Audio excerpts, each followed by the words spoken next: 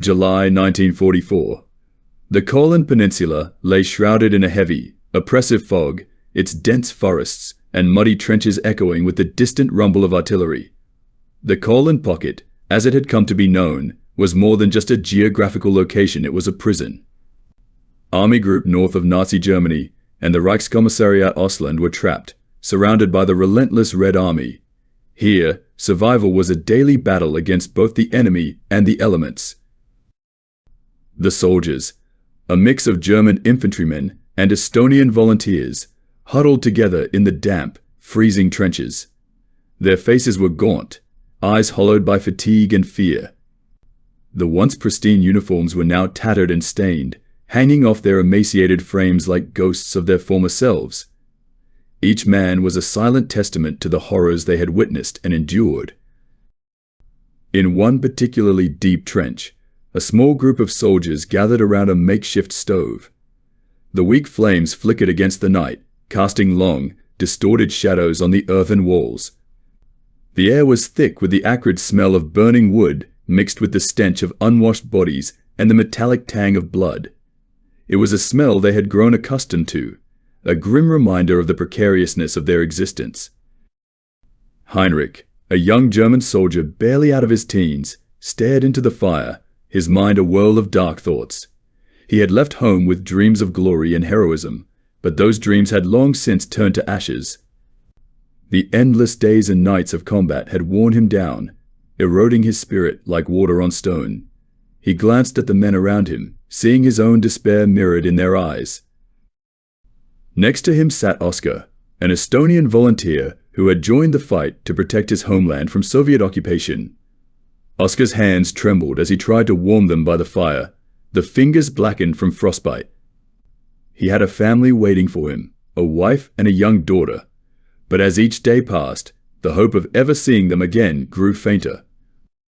"How much longer can we hold out?" Heinrich muttered, breaking the heavy silence. Oskar shook his head, his eyes never leaving the fire. "As long as we have to," he replied, his voice barely above a whisper. "There's no escape from this hell." The sound of approaching footsteps drew their attention. Hans, a veteran soldier with a hardened expression, joined the group. His face was a map of scars and lines etched by years of warfare. He carried a small bundle of supplies, the spoils of a recent raid on a nearby village.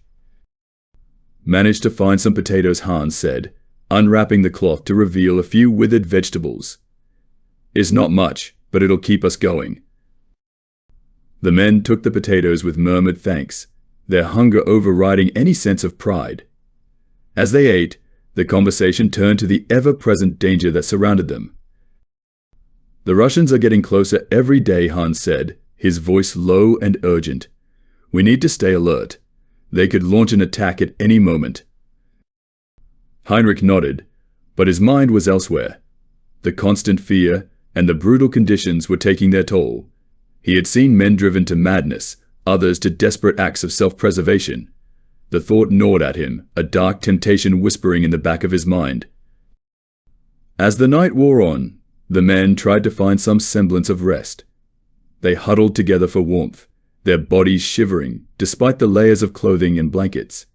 Sleep came fitfully, interrupted by the occasional burst of gunfire or the distant roar of artillery. Heinrich lay awake, staring up at the starless sky. The weight of his rifle pressed against his side, a constant reminder of the violence that had become his life. He thought of home, of the fields and forests of Bavaria, the laughter of his siblings, and the warmth of his mother's embrace. It all seemed like a distant dream, a memory from another lifetime. Oskar shifted beside him, his breath visible in the frigid air. "Do you think we'll ever get out of here?" he asked softly. "I don't know," Heinrich replied, his voice barely audible. "But I can't keep living like this. There has to be a way out, some way to escape this nightmare." Oskar was silent for a moment. Then he spoke again, his tone laden with resignation. "We can only hope, my friend. We can only hope." As dawn broke, the fog lifted slightly, revealing the desolate landscape of the Courland Pocket. The soldiers rose from their restless slumber, preparing for another day of uncertainty and fear. They were trapped, not just by the enemy, but by the war itself, a relentless, unforgiving force that showed no mercy. The day began with the usual routine patrols, fortifying defenses, and the constant vigilance against enemy attacks. Heinrich found himself assigned to a lookout post, his eyes scanning the horizon for any sign of movement. The cold bit into his skin, but he forced himself to stay focused. Every shadow, every rustle of leaves could mean the difference between life and death. The hours passed with agonizing slowness. The monotony was punctuated only by the distant sounds of battle and the occasional orders barked by officers. Heinrich's mind wandered, despite his efforts to remain alert. He thought of Hans's words the night before, about the Russians closing in. The realization of their predicament weighed heavily on him. In the distance, he spotted a group of soldiers returning from a scouting mission.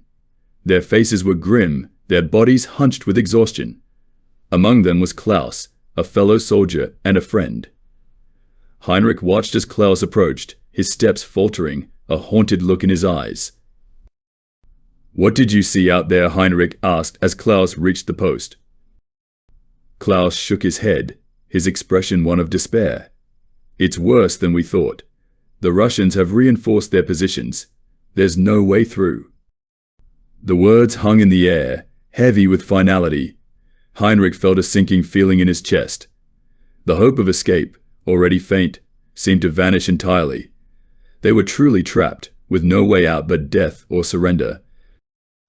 As night fell once more, the soldiers gathered around the fire, their spirits as cold and brittle as the air. The reality of their situation was stark and undeniable.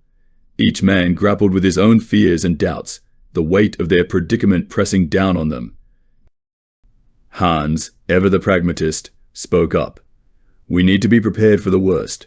The Russians won't give up, and neither can we. But if it comes down to it, we need to consider all our options." The implications of his words were clear. The idea of self-inflicted wounds, once unthinkable, now loomed as a grim possibility. Heinrich looked at the faces of his comrades, seeing the same thoughts reflected in their eyes. As the fire burned low, Heinrich made a silent vow. He would survive this, somehow. He would not let the war consume him, even if it meant making unthinkable choices. The Courland Pocket had become a crucible, forging them in the fires of desperation and fear. And in that crucible, Heinrich would find his resolve. Life in the Courland Pocket was a never-ending cycle of monotony and terror. The soldiers were trapped in a purgatory of mud and blood, caught between the relentless Russian onslaught and the unforgiving elements. Each day was a struggle for survival, each night a battle against despair. The men were ghosts of their former selves, haunted by memories of a world that seemed a lifetime away. Heinrich awoke to the sound of distant artillery fire, the ground beneath him trembling with each explosion. The thin blanket he clutched did little to ward off the biting cold. He groaned and sat up, rubbing his eyes and glancing around the trench. His comrades were already stirring, their movements slow and weary. He dragged himself to his feet and made his way to the makeshift kitchen, where Hans was stoking a small fire. The smell of weak coffee and stale bread filled the air, a pathetic reminder of better times. "Morning," Heinrich muttered, his voice rough from sleep. Hans grunted in response, not bothering to look up. He poured a cup of coffee and handed it to Heinrich. "Drink up. We've got a long day ahead." Heinrich took the cup gratefully, savoring the warmth it brought to his chilled fingers. He sipped the bitter liquid, feeling it burn down his throat. It wasn't much, but it was something. As he drank, his thoughts wandered to the conversation he had overheard the night before. The talk of self-inflicted wounds had disturbed him, but he couldn't deny that the idea had taken root in his mind. The constant fear, the endless waiting it, was enough to drive anyone mad. He finished his coffee and went to join Oskar and Klaus, who were huddled together, discussing the latest developments. Oskar's hand still trembled from the cold, but his eyes were sharp and alert. The Russians are getting closer, Oscar said, his voice low. We need to be prepared for anything. Klaus nodded, his expression grim. If they break through, we're finished. We need to find a way out of here. Heinrich listened in silence, his mind racing. The thought of escape was tempting, but the risks were immense. The Red Army was relentless, and the chances of slipping through their lines were slim to none. As the day wore on, the soldiers went about their duties with a sense of grim determination. They fortified their defenses, patrolled the trenches, and kept a watchful eye on the horizon. The threat of an imminent attack loomed over them like a dark cloud. During a rare moment of quiet, Heinrich found himself standing guard with Klaus. The two men exchanged few words, the silence between them heavy with unspoken fears. I don't know how much longer I can take this, Klaus admitted finally, his voice barely above a whisper. Every day feels like a lifetime. Heinrich nodded, understanding all too well. We just have to hold on. Somehow we'll get through this. But as the hours passed, the weight of their situation grew heavier. The endless cold, the lack of food, the constant danger, it was enough to break even the strongest of men. Heinrich could see the cracks forming in his comrades, and he knew he wasn't immune. That night, as they gathered around the fire, the conversation turned once again to the idea of self-inflicted wounds. It was a desperate measure, but desperation was all they had left. Do you hear that, Klaus? The Russians are getting closer, Heinrich said, echoing Oscar's earlier words. The firelight cast eerie shadows on his face, making him look older, more haunted. Klaus stared into the flames, his jaw clenched. Better them than my conscience, Hans. I can't take this anymore. Hans, who had been listening in silence, finally spoke up. So what then? You think you'll survive a bullet to the hand? It's a chance I'm willing to take, Klaus replied, his voice steely with resolve. Anything is better than this. The group fell silent, the gravity of the situation settling over them like a shroud. They all knew the risks, but the thought of continuing to fight, to endure the relentless barrage of terror and suffering, was almost unbearable. Hans sighed, running a hand through his grizzled hair. If you're serious about this, you need to be smart. Make it look like an accident. If the officers catch wind of what you're doing, they'll shoot you themselves. The days that followed were a blur of fear and uncertainty. The tension in the air was palpable, each man wrestling with his own demons. Heinrich found himself torn between his sense of duty and his desire for escape. The thought of intentionally injuring himself was horrifying, but the alternative seemed worse. One evening, as the sun dipped below the horizon, casting the sky in shades of blood red and purple, Heinrich made his decision. He couldn't continue like this. He couldn't live in constant fear, waiting for death to claim him. He had to do something, anything, to change his fate. He found Hans alone, sharpening a knife. The older man looked up as Heinrich approached, his eyes narrowing in suspicion. I need your help, Heinrich said, his voice trembling. I can't take it anymore. I need to get out of here. Hans studied him for a moment, then nodded slowly. All right, but we need to be careful. If anyone finds out, we're both dead. The two men made their plans, speaking in hushed tones. They decided on a time and place, ensuring that no one would be around to witness the act. Heinrich's heart pounded in his chest, a mix of fear and anticipation. When the moment came, Heinrich felt a strange sense of calm wash over him. He held the pistol in his hand, its weight both reassuring and terrifying. Hans stood by, ready to assist if needed. You sure about this? Hans asked one last time. Heinrich nodded, swallowing hard. Yes, just ... do it. He closed his eyes, bracing himself. The sound of the gunshot was deafening, the pain immediate and excruciating. He fell to the ground, clutching his bleeding hand, gasping for breath. Hans moved quickly, binding the wound and whispering words of encouragement. Stay with me, Heinrich. We'll get you to the medics. You're going to be all right." As Heinrich was carried away, the pain throbbing in his hand, he felt a strange mixture of relief and guilt. He had taken a drastic step, one that could have dire consequences. But in that moment, all he could think about was the possibility of escape, of leaving the Courland Pocket behind. Back in the trenches, the remaining soldiers watched Heinrich's departure with a mix of envy and resignation. They all knew the price of survival, and each man wrestled with his own thoughts, wondering if he would be next to take such a desperate measure. The Courland Pocket had become a crucible of despair, where hope was a distant memory and survival was the only goal. Days and nights bled into each other, an endless cycle of fear and exhaustion. The soldiers were no longer fighting for victory, they were fighting to stay alive. The constant barrage of artillery from the Red Army was unrelenting. The ground shook with each explosion, sending showers of dirt and debris into the air. The trenches, once dug with precision and care, were now little more than jagged scars on the landscape. Every man knew that their fortifications would not hold forever. Heinrich sat in a corner of the trench, his hand heavily bandaged.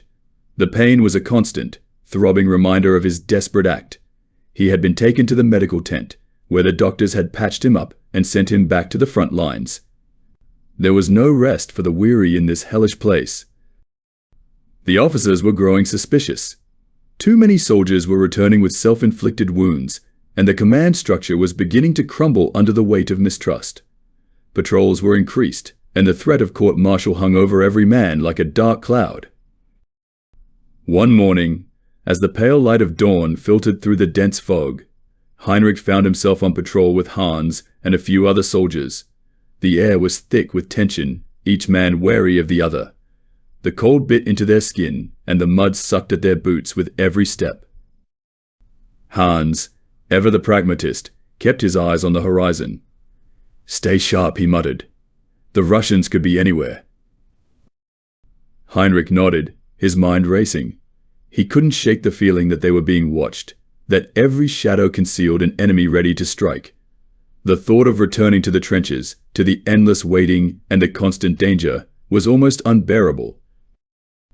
As they moved through the desolate landscape, a sudden noise brought them to a halt. The crack of a branch, the rustle of leaves, every sound was amplified in the eerie silence. Heinrich's heart pounded in his chest as he scanned the area, his rifle at the ready. Without warning, a group of Russian soldiers emerged from the fog, their weapons raised. The firefight was immediate and brutal, bullets whizzing through the air, the acrid smell of gunpowder filling Heinrich's nostrils. He fired blindly, his mind a blur of fear and adrenaline. Hans shouted orders, trying to maintain some semblance of order. "Fall back. Take cover." Heinrich scrambled for cover, his hands shaking. He could hear the screams of his comrades, the thud of bodies hitting the ground. The fog was thick with smoke and blood, and the world seemed to narrow to a single point of survival.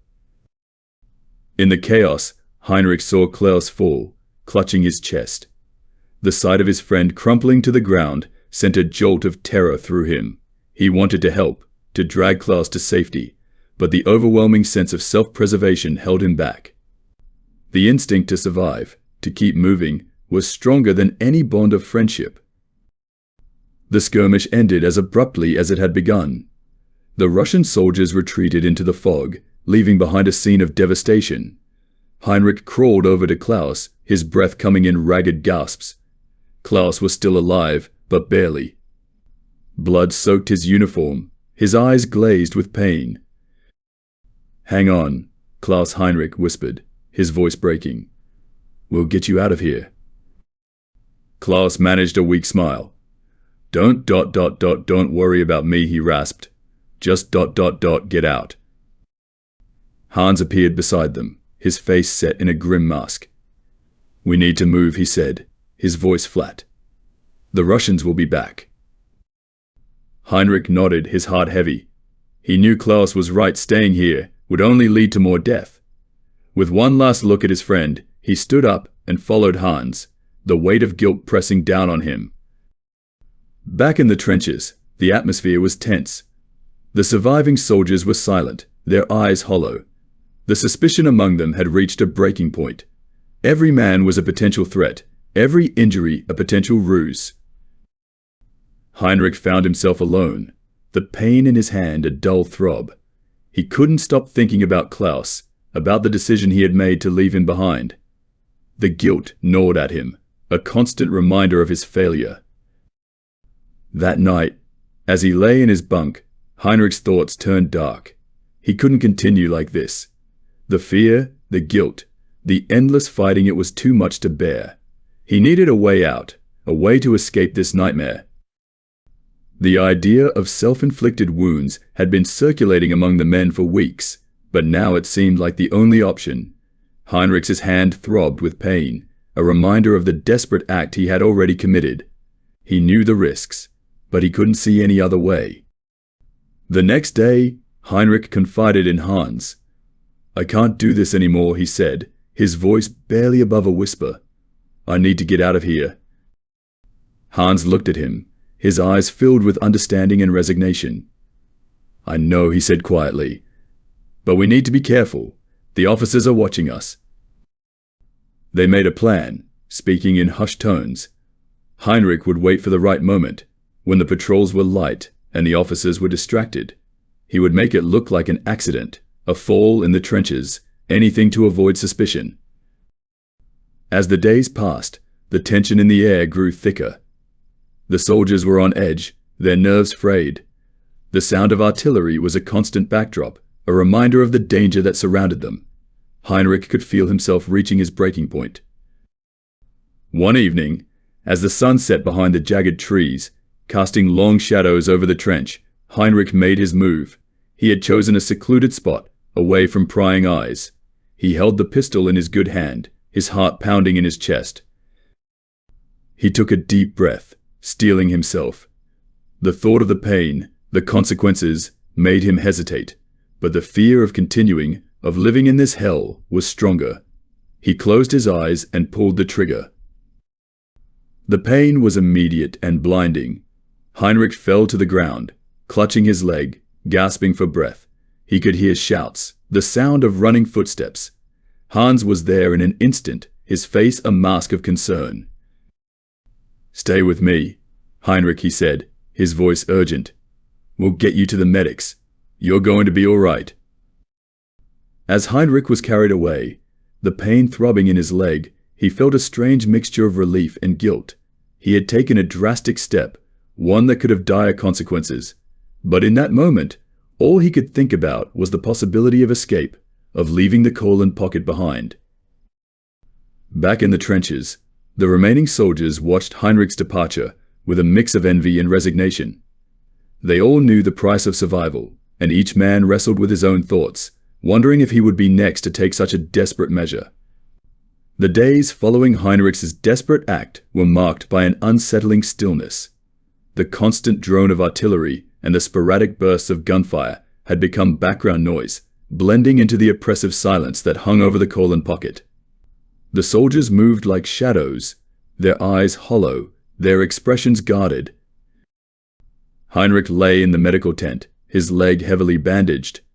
The pain was a constant, throbbing reminder of his decision, but it was tempered by the small spark of hope that he might finally be evacuated. The thought of leaving the hellish trenches behind, even for a short while, was a tantalizing prospect. The medical tent was a grim place, filled with the groans of the wounded and the stench of antiseptic and blood. The doctors and nurses moved with practiced efficiency, their faces set in masks of weary determination. They had seen too much, their spirits worn down by the endless tide of suffering. Heinrich's friend Hans visited him whenever he could, bringing news from the front lines and a semblance of normalcy. But the tension between them was palpable, the weight of their shared secret hanging over every conversation.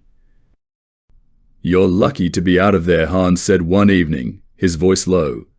"The officers are cracking down. They're watching everyone like hawks." Heinrich nodded, his throat dry. "I know.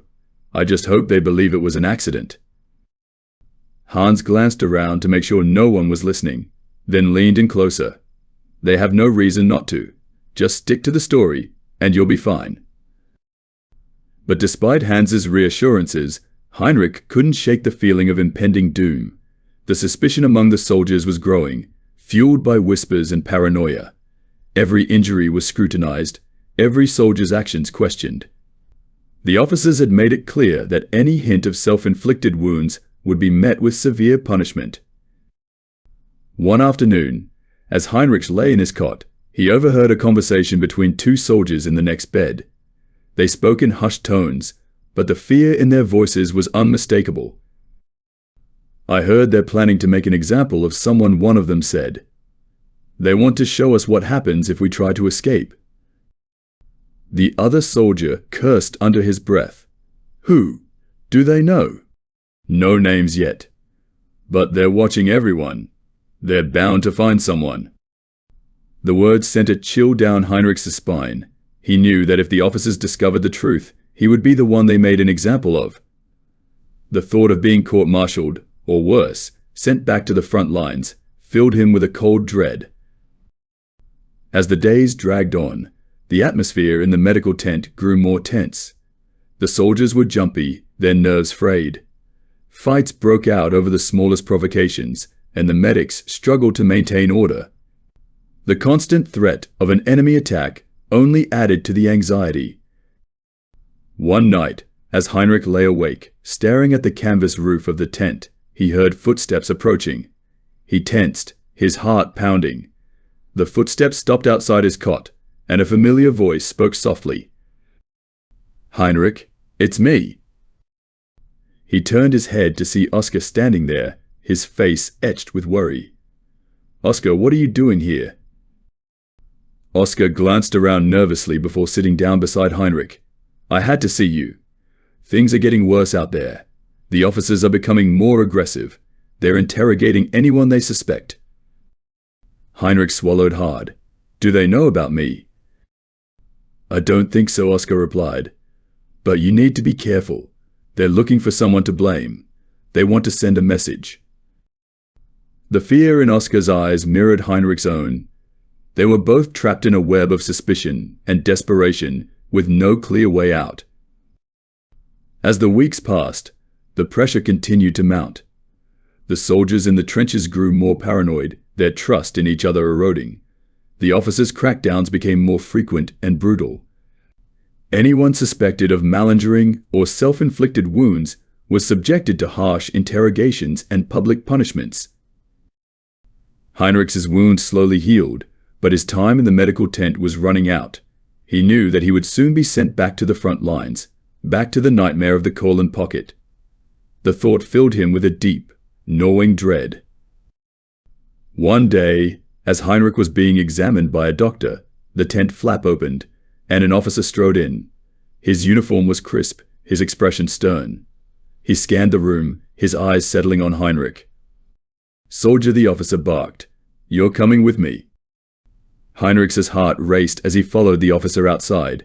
He was led to a makeshift command post, where a group of officers and soldiers had gathered. At the center of the group was the commanding officer, his face hard and unyielding. "Private Heinrich," the commanding officer said, his voice cold, "we have reason to believe that your injury was self-inflicted. Do you deny this?" Heinrich's mind raced. He knew that his life hung in the balance. "Sir, it was an accident," he said, trying to keep his voice steady. "I slipped in the trench, and my rifle went off." The commanding officer's eyes bored into him, searching for any sign of deception. After what felt like an eternity, he finally spoke. "We will investigate your claim. If we find any evidence that you are lying, you will face the consequences." Heinrich was dismissed, but the sense of impending doom remained. He returned to the medical tent, his thoughts a whirlwind of fear and desperation. He knew that the officers would be relentless in their investigation. If they found any inconsistencies, he would be court-martialed or worse. In the days that followed, Heinrich kept a low profile, doing his best to avoid drawing attention. The atmosphere in the camp grew even more tense, with soldiers eyeing each other with suspicion. The fear of being the next target of the officers' wrath hung over everyone like a dark cloud. One evening, As Heinrich sat by the fire with Hans and Oskar, he couldn't hold back his fear any longer. "I don't know how much more of this I can take," he confessed, his voice trembling. "Every day feels like a death sentence." Hans nodded, his expression grim.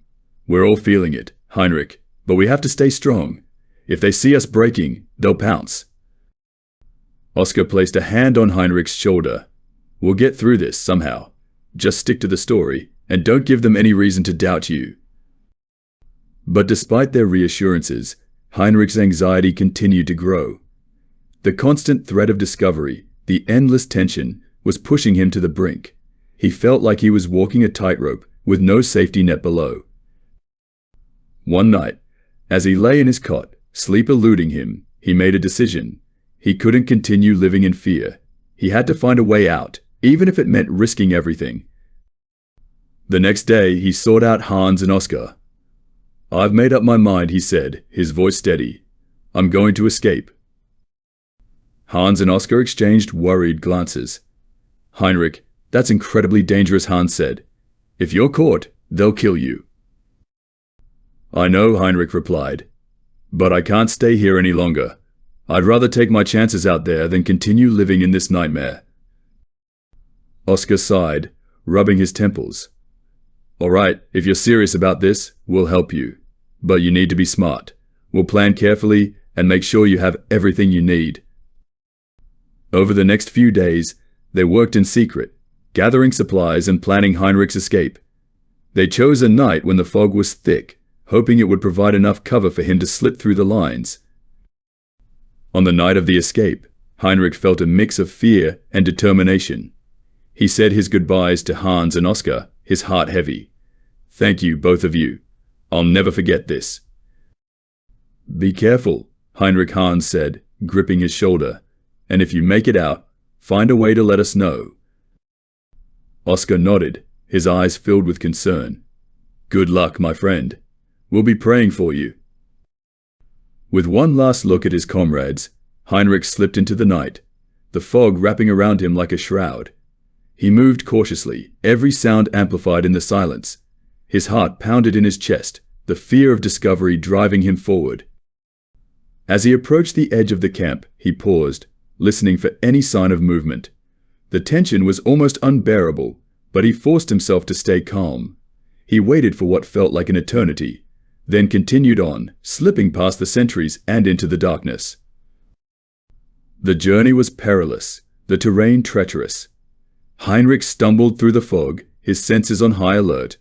Every rustle of leaves, every snap of a twig, sent a jolt of fear through him. But he kept moving, driven by the desperate need for freedom.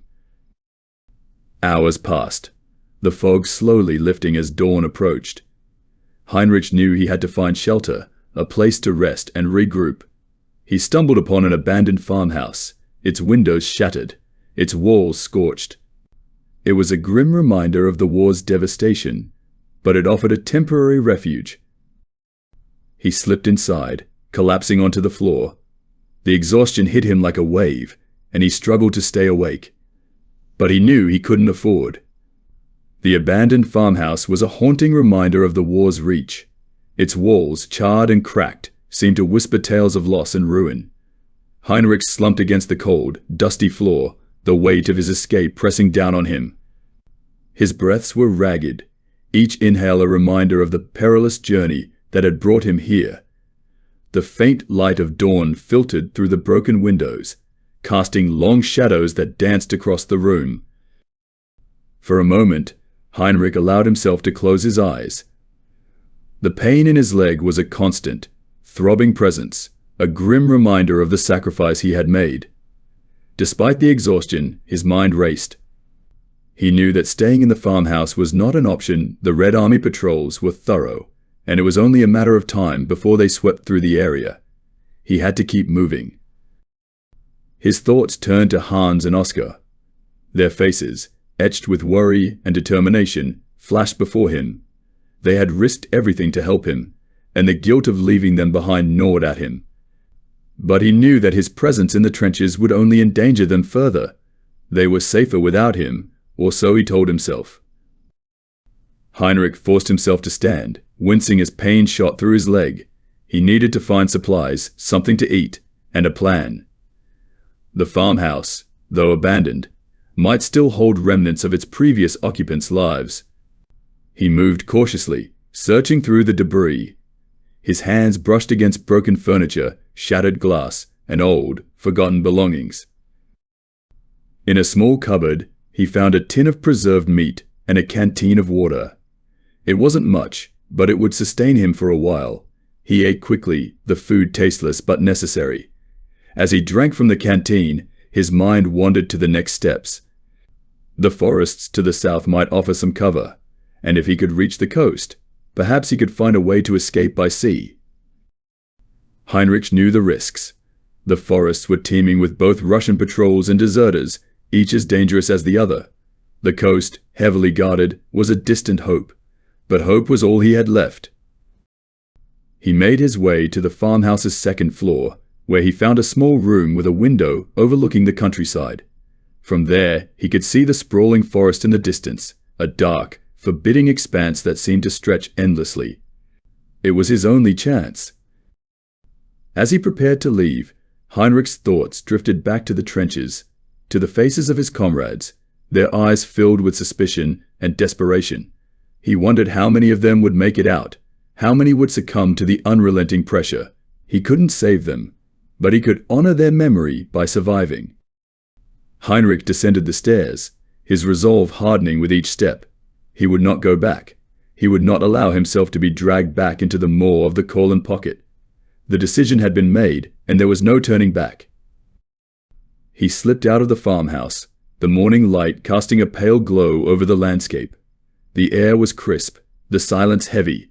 Heinrich moved swiftly, his senses on high alert.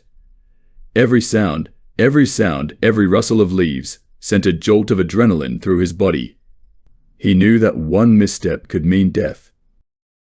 As he entered the forest, the dense canopy of trees closed in around him, the shadows deepening. The forest was a labyrinth of twisted roots and thick underbrush, but Heinrich pressed on, his determination unwavering. He navigated the terrain with care, avoiding paths and clearings that might expose him. Hours passed, the sun climbing higher in the sky. The forest was eerily quiet, the usual sounds of wildlife replaced by an oppressive silence. Heinrich's mind wandered, memories of the war flooding back. The faces of fallen comrades, the screams of the wounded, the smell of gunpowder and blood, it all haunted him, a constant reminder of what he had left behind. As the day wore on, Heinrich grew increasingly fatigued. His leg throbbed, each step a reminder of his desperate act. But he couldn't stop. Rest was a luxury he couldn't afford. He had to keep moving, had to stay ahead of any pursuers. In the late afternoon, he stumbled upon a small stream. The clear, cold water was a welcome relief, and he drank deeply, savoring the brief respite. He took the opportunity to clean his wound, grimacing at the pain. Infection was a real threat, and he had to do everything he could to prevent it. As he rested by the stream, Heinrich's thoughts turned to his family. He wondered if they knew what had become of him, if they still held out hope for his return. The thought of seeing them again, of being reunited with the people he loved, gave him the strength to continue. He pressed on, the forest growing darker as evening approached. The shadows lengthened, the air growing cooler. Heinrich's movements were more cautious now, every sound amplified in the encroaching darkness. He knew he had to find shelter before nightfall. The forest at night was a dangerous place, and he couldn't risk being caught out in the open. As he moved through the trees, he spotted a small, dilapidated cabin in the distance. It was partially hidden by the underbrush, its wooden walls weathered and covered in moss. Heinrich approached cautiously, his senses on high alert. The cabin appeared abandoned, but he couldn't be sure. He peered through a broken window, scanning the interior. The cabin was empty, its single room filled with the remnants of a life long forgotten. Heinrich entered, closing the door behind him. The cabin offered little protection, but it was better than being exposed in the forest. He settled into a corner, his back against the wall. The exhaustion hit him like a wave, and he struggled to stay awake. But he knew he had to keep watch, at least until he was sure it was safe. The forest was alive with the sounds of night, the rustle of leaves, the calls of nocturnal creatures. Every sound set his nerves on edge. As the hours passed, Heinrich's thoughts drifted. He thought of Hans and Oskar, wondering if they were safe. He thought of his family, of the life he had left behind. And he thought of the future, of the uncertain path that lay ahead. Heinrich knew that his journey was far from over. The forest was vast, the dangers many, but he had made his decision. He would not go back. He would continue forward, no matter the cost. As dawn approached, Heinrich finally allowed himself to close his eyes, if only for a moment. The future was uncertain, but he was determined to face it head-on. The final decision had been made, and there was no turning back.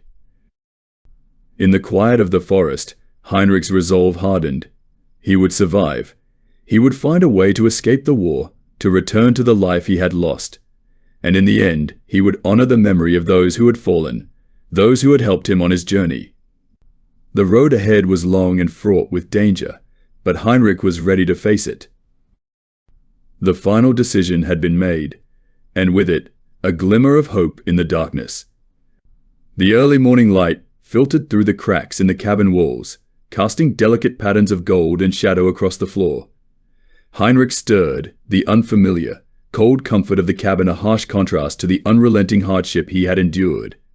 He stood, wincing as his leg throbbed, and peered through the grimy window. The forest outside was cloaked in mist, a dense shroud that hid the world beyond. The fog was thick, wrapping the trees in a ghostly embrace. It seemed to symbolize both the uncertainty and the potential freedom that lay ahead. Heinrich took a deep breath, steadying himself. His decision to escape had been fraught with peril, and the journey thus far had only confirmed the enormity of his gamble. Each step he had taken since leaving the farmhouse had been a testament to his will to survive, but as he prepared to venture further into the forest, he could not ignore the nagging doubts that clouded his mind. The forest was alive with the muted sounds of early morning, the distant call of a bird, the gentle rustling of leaves, the faint drip of dew from the trees. Yet beneath these peaceful sounds, Heinrich could feel the ever-present tension of his predicament. He had escaped the immediate threat of the Courland Pocket, but the wider world was still fraught with danger. As he packed what few belongings he had salvaged, canned meat, a water canteen, and a rough map he had found in the farmhouse, Heinrich's thoughts turned inward. He reflected on the choices that had led him here, the sacrifices made, and the haunting memories of his comrades. The memories of his friends Hans, Oskar, and Klaus played in his mind like a series of fleeting shadows. Hans's stoic resolve, Oskar's quiet bravery, and Klaus's final, pained smile were all reminders of the cost of war. They had stood by him when he was in the depths of despair, and their faces were etched in his memory. Heinrich felt a deep pang of guilt, a gnawing sense of having betrayed their shared struggle. He knew they had risked everything to help him, and now, in their absence, he carried a burden of unresolved questions. Heinrich reflected on the nature of his decision. The self-inflicted wound that had led to his temporary reprieve had been a desperate act born out of exhaustion and fear. It had been a choice made in the heat of the moment, driven by a primal need for survival. Yet, it had not come without a price. The act of injuring himself had betrayed the values of courage and camaraderie that he had once held dear. It had been a departure from the honor he had believed in, a move from a battlefield of enemies to one of internal conflict. The forest beyond the cabin seemed both a sanctuary and a challenge.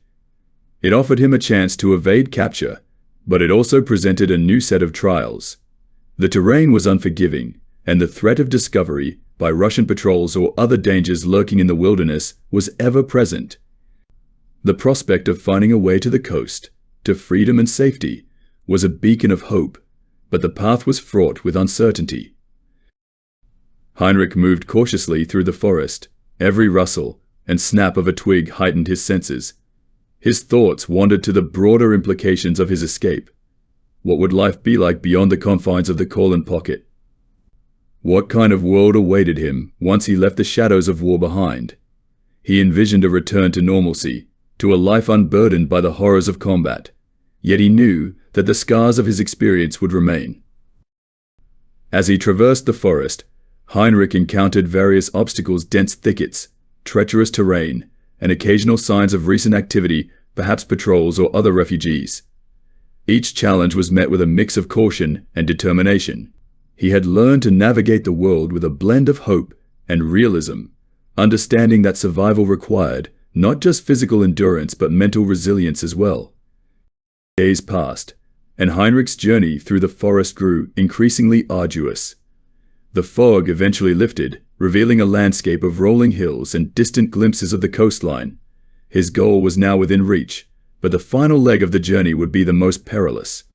The coastline was heavily guarded, a critical point of strategic importance. Yet it was also his best chance at finding a way out of the war zone.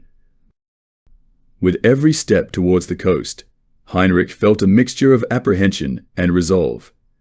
The closer he got, the more intense the stakes became. He used every ounce of his remaining strength, each step a testament to his determination to escape the suffocating grip of war. One evening, as the sun dipped below the horizon, casting a warm glow over the sea, Heinrich reached a vantage point overlooking the coast. The sight was both breathtaking and sobering. The waters stretched out like an expanse of possibility, shimmering in the fading light. It was a stark contrast to the war-ravaged landscape he had left behind. Heinrich paused, taking in the view. He felt a profound sense of both liberation and vulnerability. The war had shaped him, scarred him, and left him with a complex web of emotions. He had made choices driven by fear, survival, and a desperate longing for freedom. As he looked out over the sea, he grappled with the weight of his decisions, the sacrifices he had made, and the uncertain future that lay ahead. The final stretch to freedom would be fraught with risks, but Heinrich was ready. He had faced the horrors of war, had navigated the treacherous landscape of suspicion and desperation, and had made a harrowing decision to escape. Now, with the coastline within sight, he was poised to take the next step in his journey, one that would determine not just his physical escape, but his quest for inner peace. In the quiet of the evening, Heinrich took a deep breath and embraced the uncertainty of his future. He had survived the Courland Pocket, had endured the trials of desperation and suspicion. Now, as he prepared to embark on the final leg of his journey, he felt a glimmer of hope amid the shadows of his past.